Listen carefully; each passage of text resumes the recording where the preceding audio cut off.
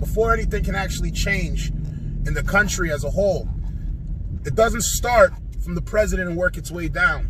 It starts in the local level. It starts in the local committees. It starts in the city hall. It starts with the mayors. It starts with the councilmen. It starts with the congressmen, the legislators. All these people trickle their way up to the president to actually get things done. And I want you guys to understand, if you're dissatisfied with the direction that our country is going in, and you want something to change and you want to do something about it, it starts on the smaller level. That's one of the main reasons why I decided to jump into Congress. I didn't want to just work in the city hall or work for just the city. The situation we got going on is much bigger than just the city. And that doesn't mean, and I'm not discouraging anybody that runs for city council or wants to run for mayor. I think those are all great endeavors. But I feel that my talents could be utilized much more in Congress, making some of the decisions to help move this country forward. Most of you guys have seen what's been going on with the whole impeachment circus you've seen on TV for the past couple of months. They've been trying to get rid of the president since 2015, since before he was even the Republican candidate going for the presidency. They spoke about how they had an insurance policy with the Russia hoax, and this was all found out through emails and text messages that were leaked. This was all a plan that they've had from the very beginning. They didn't want to make any changes. And you guys saw how when the Congress began to speak about putting forward the articles of impeachment, it was almost unanimous that all the Democrats supported this. They just wanted to get rid of the president. And seeing that they wanted to do this from the very beginning, it raised a trigger in my mind that realized, look, if something's going to be done, there has to be more people inside of Congress. There has to be more people that actually are able to discern some of the good things and some of the bad things that our president is doing. But to completely go out there and just follow the party line and go against everything that the American people have chosen. A lot of people chose to elect Donald Trump. A lot of people wanted him as president. I wanted him as president.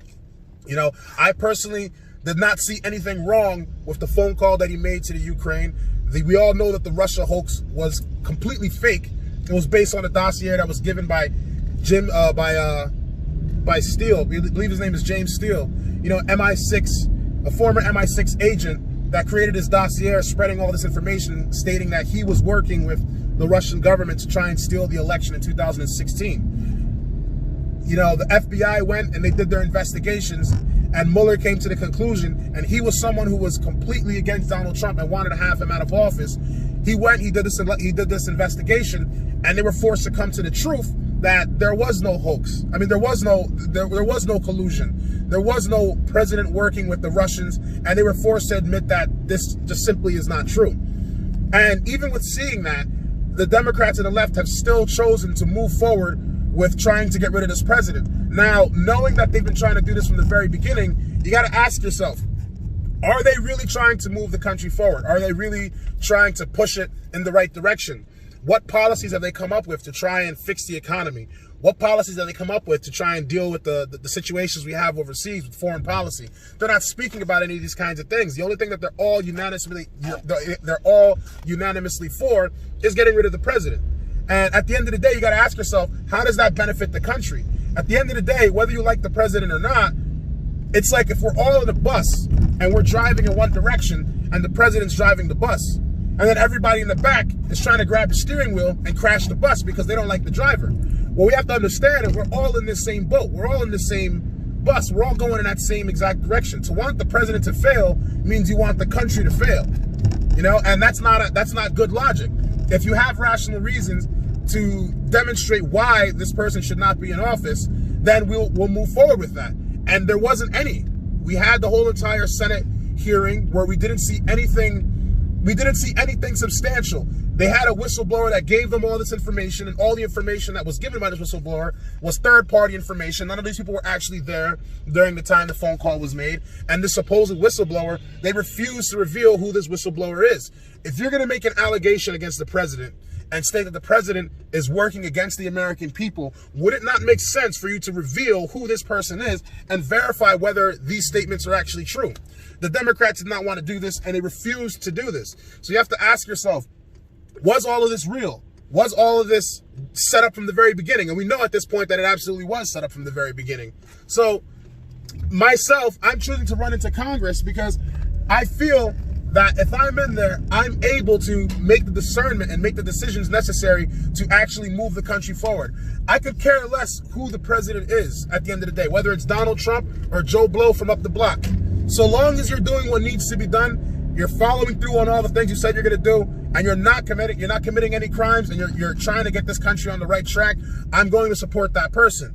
Whether you're Democrat, whether you're Republican, whether you're socialist, God forbid, you know, so long as you're actually doing what's right for the American people, you've got my vote. I'm going to support that person. You know, we have to understand that we're all in this together. We're all one big family. We're all one nation. This is our country. All right. When we're here trying to divide and trying to fight and chop people down and prevent any forward progress, the country doesn't move forward. All right. And I want to start this from the local level, all right? I want to start this just here in the 9th District. I've met with several other mayors and senators and other candidates that are also running to try and make a change to what's going on in Congress. Because for the past 20 or so years, we've had the same people sitting in Congress making the same decisions, and they're telling you that they know what's best for the country, but they're doing the exact same thing. They're not resolving any of the problems. And the reason why they're not resolving any of these problems is because so long as these problems exist, they have something to complain about. They have something to rally behind and use that as an opportunity to continue to stay in office. And they'll go out, come collect the votes, go right back to their seats, collect the check, and forget about everything that they said. I personally, when I run for Congress, I want to push forth legislation for term limits. I believe no congressman, no mayor, no president, no politician should be in power for more than 2, maybe even 3 terms if you're in the Congress. I don't believe you should be in there for any longer than that, because the second you're in there too long, you become complacent and you're not actually focused on resolving the issues. We need people that are going to be in government that are here to fix the problems, fix the issues, get the job done, and get out. That is their job. Their job is not to sit there and collect checks. We're paying a lot of money in taxes, and this is where this is going. None of this is actually benefiting us in any way, shape, or form. You know, so pushing for term limits is something that I know a lot of congressmen may be completely against, but it's something that absolutely needs to be done. All right, we have term limits on our president. No president can sit there with absolute power and sit there like a king. This was the reason why the Constitution set forth term limits for the president. We don't currently have these kinds of restrictions on Congress or these kinds of restrictions on the Senate. And I feel that that absolutely needs to be changed. But in order for that to change, it has to start from the very, very beginning. It has to start from the local level. I need to know what the people in my district are about, what they want, what they support, what do they want to see change in the country, because that's what actually happens. A lot of people, you ask them on the street, they don't even know who their congressman is. Some of them don't even know who their mayor is, or who even the senator is in their state that signs off on the legislation at the end of the day. People, we need to know these kinds of things, all right? The older we get, and I'm talking to the people that are like my age, 30 years old and younger, we need to know these kinds of things, because the situations that are being made by the past generations, the past administrations, and the past leadership, we're going to have to deal with that for the rest of our lives for as long as possible. So long as they're sitting in power, we're going to have to deal with that, all right? They're not connected with what's going on the streets. They're not connected with what's going on here on the local level. They're all the way in Washington, D.C. We can't have that, all right? We need people that are here to seriously make a change, and that's what I want to do. So regardless of what your opinion is, whether you're a Democrat, whether you're a Republican, the reason why I'm asking for your support is because I'm here to actually try and make a change. I want to make a change in the system from the bottom of my heart and soul. You know, I'm a first-generation American. My parents came to this country to give me an opportunity to do something with my life.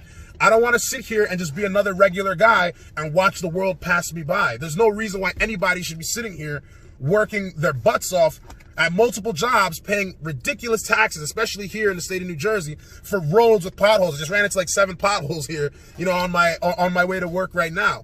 It's absurd. We shouldn't have to deal with these kinds of things. We shouldn't be dealing with super high hospital charges when you get sick. We shouldn't be dealing with people getting locked up for petty crimes and people having their lives completely destroyed and turned upside down, primarily for profit. We got to change these kinds of things. And if you're focused completely on the president, that's not the way that this works. You have to focus on the local level. It has to start small and it has to work its way up. So ladies and gentlemen, I really hope I gave you guys a little bit of insight as to how this process actually works.